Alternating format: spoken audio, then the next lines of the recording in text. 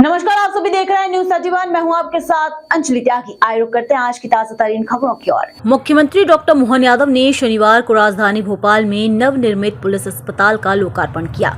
इस दौरान उन्होंने कहा कि पुलिस प्रशासन और इससे जुड़े हर जवान में सजगता, अनुशासन, कर्तव्य निष्ठा का समावेश होता है।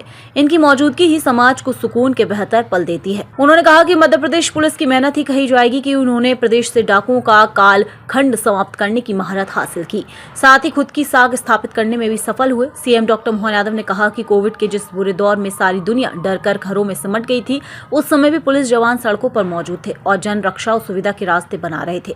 मुख्यमंत्री डॉक्टर मोहन यादव ने कहा कि देश की पुलिस और कानून व्यवस्था पर हमारे प्रधानमंत्री नरेंद्र मोदी ने हमेशा सम्मानजनक निगाह रखी है। यही वजह है कि वह हर दिवाली पर अपने परिवार या मित्रों के साथ न मनाकर सीमा पर पहुंचकर जवानों के साथ पर्व मनाते हैं।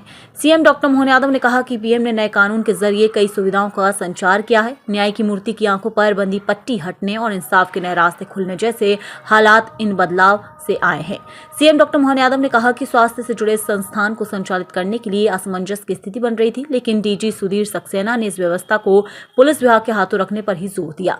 उन्होंने इसके लिए रास्ते भी सुझाए और व्यवस्था भी बताई। सीएम डॉक्टर मोहन यादव ने डीजी के इन प्रयासों की सराहना करते हुए इनके सफल होने की कामना की। सीएम ने महज 10 करोड़ की लागत से बने इस अत्याधिक सुविधा वाले अस्पताल की भी तारीफ की। कार्यक्रम समाप्ति से पहले पुलिस विभाग ने सीएम को प्रतीक चिन्ह देकर सम्मानित किया। इस अवसर पर सांसद आलोक शर्मा, मंत्री विश्वास सारंग, कृष्णा गौर, विधायक भगवान दास सबनानी, महापौर मालती राय समेत बड़ी संख्या में पुलिस अधिकारी मौजूद थे। हॉस्पिटल पुलिस कैंपस में पुलिस का 50 बेड का नया हॉस्पिटल का आज लोकार्पण हुआ है। मुझे इस बात की प्रसन्नता है कि हमारे लिए खासकर 2 बटालियन और पुलिस की अपनी स्वास्थ्य गतिविधियों को चेकअप कराने के लिए, बाकी व्यवस्थाओं के लिए उनके कैंपस में एक बड़ी स्वास्थ्य सेवा प्रारंभ हुई है।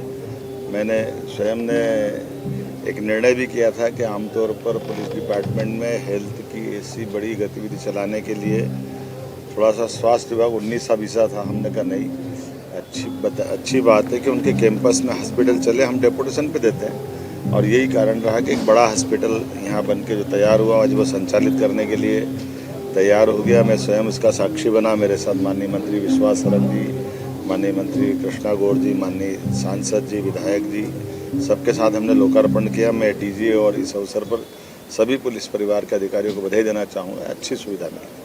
महायुति ने कमाल तो सेफ है, तो पूरा महाराष्ट्र के नतीजे के मुझे इस बात की प्रसन्नता है कि यशस्वी प्रधानमंत्री ने जिस ढंग से अपने तीसरे टर्म की सरकार की शुरुआत की है और जिस ढंग से देश और दुनिया में उनका मान बढ़ रहा, सम्मान बढ़ रहा, दुनिया के सबसे बड़े लोकतंत्र के सबसे बड़े नायक की बात पर लोगों ने भरोसा किया और महाराष्ट्र हमारे लिए आज एक बहुत अच्छे रिजल्ट लेके आया है, जिसने गठबंधन की सरकार में भी असली अर्थ में शिवसेना असली कौन है ये बता दिया। जो कई प्रश्न उठ रहे थे, असली पवार की एनसीपी कौन है, इसका उत्तर भी दिया।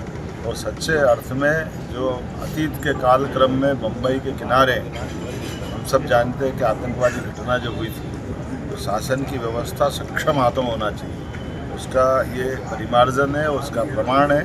और मैं मान के चलता हूँ कि लोकतंत्र में 2019 में भी जिस प्रकार से कांग्रेस और उनके लोगों ने षड्यंत्र करके सत्ता छीनी थी, उसको भी ये जवाब मिला। जनता जानती है, भूलती नहीं है। अतीत के उस पुराने जनादेश को आज भी कंटिन्यू किया है।